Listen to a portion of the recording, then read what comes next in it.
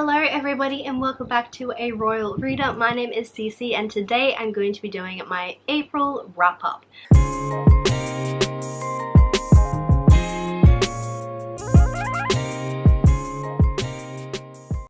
So for the month of April I had to read five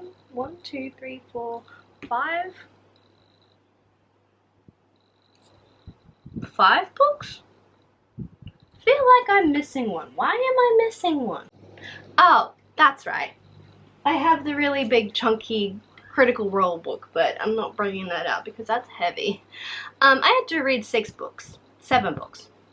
1, 2, 3, 4, 5, 6. I had to read 6 books. And I can safely say I managed to complete all of them. I'm actually going to have to grab out that book. Oh no, my battery is flashing at me. No.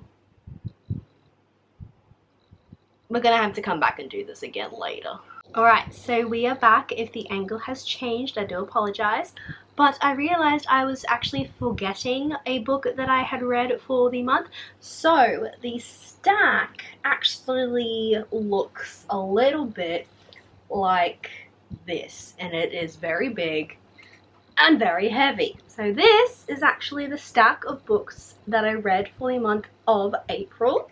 So I read 7 books in total, and getting into a little bit of the stats, I actually read well over the page count that I did last month. So this month I actually ended up reading 3,052 pages, which is insane. But I definitely think that is because I had a like 600-700 page book in there. So thank you, Coral Wings and Ruin. So, and then getting into my star ratings, I have 2 5-star reads, 1 4-star read, 1 3-star read, 1 2-star read, and 1 1-star read. Not a really great month, I do have to say, but nonetheless, let's get in there. I know that doesn't actually tally up to 7 books, and that is because I actually haven't finished Amari and the Night Brothers just yet, but I have a feeling this is going to end up being a 4-star. I am about 200 pages or so in and I am loving it. It is such a quick read already, so yes. Anyway, let's get into the books that I have actually finished. So, starting off with the first book that I completed, that's going to be this big old book here. So this is the Origins of Vox Machina. This is the series bind-up of the first couple of comic books that they released, series 1 and 2 collection. So in case you don't know what Critical Role is, it is a Dungeons and Dragons game that is completed by a group of well-known voice actors, and they stream the games that they play, and it is incredible. So this is a sort of backstory to all of the characters that we have on the front cover from the very first campaign that they were doing, and it is essentially just the backstory to the characters and how they actually became a group of Vox Machina, because when Critical Role decided to actually start streaming the game, I think they were about 2 years into the first campaign already. So this just sort of gives us a little bit of, you know, inside information and backstories to the characters. It is incredible.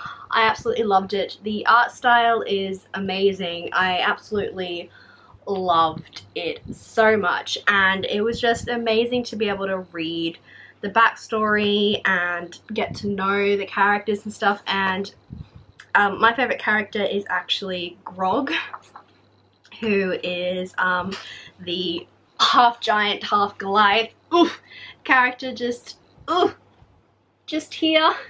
And he doesn't speak very well, and the way that they have just written it, you're able to hear the character's voice so well, and I just really enjoyed it. So this was the first 5-star of the month. Then I had a bit of a break because university was kicking my butt, so I decided to hold a random impromptu 24-hour readathon. I did film it, so if you want to see that vlog, I will be sure to leave it up in the eye for you to check out. But the 3 books that I completed for that readathon were all very, very different. So they were Catherine House by Elisabeth Thomas, Percy Jackson and the Lightning Thief by Riordan, and Cinderella is Dead by Kaylnn Barron. The first one that I completed was Cinderella is Dead. This I didn't particularly enjoy. I believe I gave this a 3-star, I think. It was just okay. It was definitely not what I was expecting, and I was really let down by what happened in the book. The main character I really did not enjoy. She was very selfish and just annoying. And the main plot of everything it was just real bad. So yes, very unfortunate. This book is essentially set 200 years after Cinderella has discovered her prince and they've married happily ever after and stuff like that. In this world there is this sort of ball that happens every couple of years, I think, and every single girl who is of age has to attend these balls and gets to be picked by a man and then has to be married off and so forth. If she doesn't, she ends up becoming like marked as, you know, forfeit, I think they call it. And it's, you know, very, very bad and all that jazz. Our main character does not want to be going to these balls because she is in love with her best friend, who is a girl, and not what I was expecting, and just didn't really enjoy it. Next one was a reread, and I was absolutely having the best time ever. Percy Jackson and the Lightning Thief by Riordan. 4 out of 5 stars. Absolutely loved my reread of this. I cannot wait to continue the reread so I can finally get to the Heroes of Olympus series.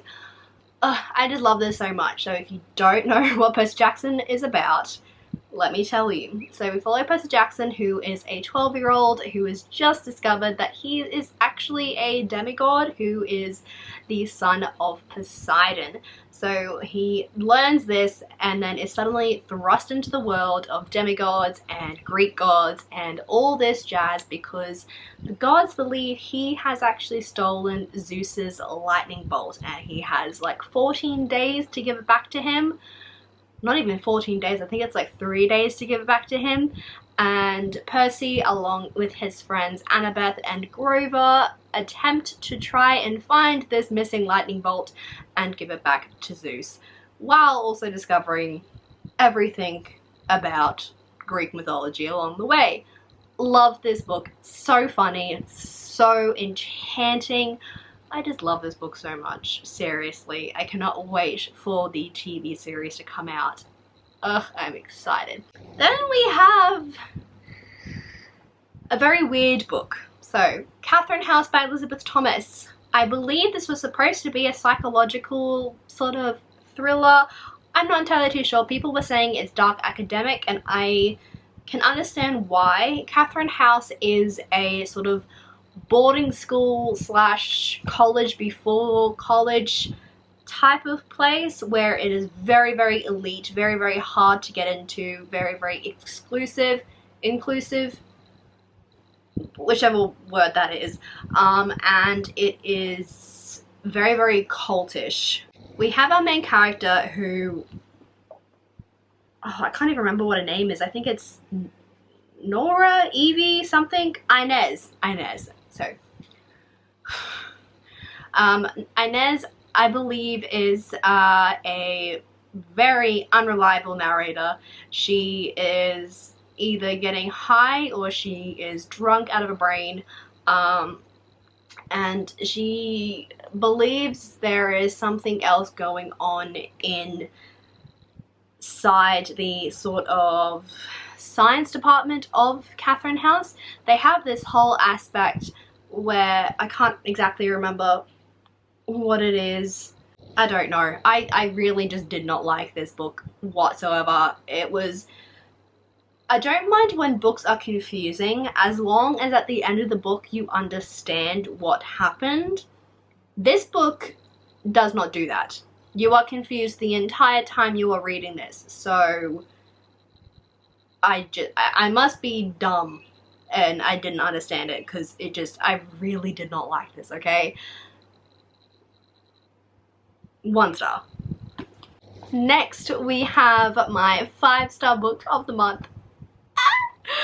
A Court of Wings and Ruin by Sarah J Maas. Look at all that tabbed goodness. Oh my god.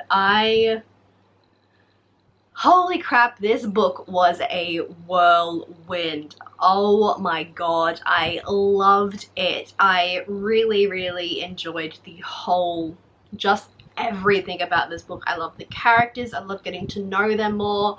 I loved it so much. So much. If you don't know what A Court of Thorns and Roses is, a series, if you don't know what it's about, I'm very, very surprised. But essentially we follow our main character Feyre, who is the sole provider for her family. She has to go out and hunt for food and supplies and things like that, and one day she comes across this really big wolf and kills it for meat and its fur and stuff like that. And then a big bad beast of a creature comes knocking on her door saying, you need to pay for what you did, and drags her back to the fairylands where she has to live out the rest of her days, because the wolf that she killed was actually a fae in disguise. So there she spends her time in the Spring Court, and it is also a Beauty and the Beast retelling, so obviously she's going to fall in love with the beast. That's the first book. The second book makes it go onto a crazy other story that's not Beauty and the Beast related whatsoever. But nonetheless, it's amazing. I love it. Favorite series of all time. I don't know if this is going to be my favorite book of the year or not, but it's close. So next we have the last book that I have completed for the month so far. I am still reading Mari and the Night Brothers, but I have a feeling I will finish that today because it is such a quick read. So that's going to be A Dark and Hollow Star by Ashley Shuttleworth. I gave this a 2 out of 5 stars. I really, really struggled to read this. I would get through about 30 pages and then fall asleep. So in this we have a cast of 4 characters, and they are sort of all sort of walks of life, and they are banding together to try and find out why all of these half-fae, half-human people are going missing and being killed. And it's obviously picking up the attention of the human side, because all of these humans are going missing, and if they don't try and figure out what is happening, then obviously the humans are going to be alerted to the world of the fae. So I thought this was going to be really, really good, because it sounds like everything that I could ever have wanted. Unfortunately, the characters in this I did not like. I really, really struggled liking specifically the kind of like main character girl that we have called Arlo. I really struggled with her. I really did not like her. My main character is probably Aurelian, who is a fae guard to one of the princes of this realm, and he is probably the only one that I liked. Him and the Prince Veyhan, I think is how you pronounce his name. They are the only 2 that I liked. Also, the dialogue in this really, really threw me off, because it kept on mentioning so many pop culture things. They mentioned Game of Thrones, Harry Potter, Lord of the Rings, Snapchat, Twitter, YouTube, like everything. And I understand it's supposed to be an urban fantasy, but there is just... When I read an urban fantasy, I want to discover a world that can be within my own. I don't want to have things reminding me of the reality I live in. And so that just really pulled me out of the story so many times, when they were talking about Snapchat, or when, you know, they mentioned the Avengers or something like that. It was just really, really hard for me to keep reading. And the dialogue was also really cringy as well. It felt very simple and not what I was expecting when I read a fantasy. Like, usually they, you know, they're not as simplistic as, you know, when someone says, oh yeah, okay. Like, it just, It was so bad, and the world building in this was really difficult to try and understand because it's not just fae. There is also a whole other aspect of this that involves like gods and deities and stuff like that, and it was just really confusing to try and understand. And I understand that this is a debut novel for an author, and they you know, most debut authors, unless they're, you know, freaking amazing, are going to struggle with world building and things like that because it's freaking difficult as hell. But I just really struggled trying to wrap my mind around the fact that there is Greek mythology mixed with, you know, fae mythology and that type of stuff. It was just really hard for me to understand. So unfortunately I only gave it a 2 out of 5 stars. And yeah, most of the action doesn't happen until the last 50 pages. And I'm not kidding, it's literally the last 50 pages. This book is so slow. So slow. And it's also very predictable. You find out who the evil guy is within the first like 3 chapters. So yeah, unfortunately not a favourite, which is really upsetting because this was one of my most anticipated releases, so that's going great.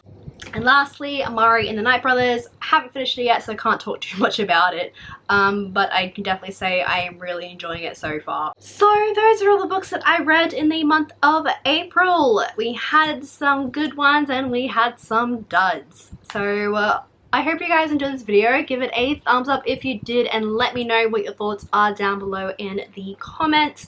I would love to see what you guys actually think of these books and if you enjoyed them as well. Kind of hard to say that when I didn't really enjoy all of them, but nonetheless, let me know your thoughts. If you'd like to see more of me, then do be sure to hit that subscribe button so you can see more of my videos. I do attempt to upload at least 2 videos a week, so please be sure to subscribe so you don't miss out. And if you just like to see more of me in general, then do be sure to check out the Twitter and Instagram links. They are always down in the description box for you to have a look at so you can stay in touch with what I am doing.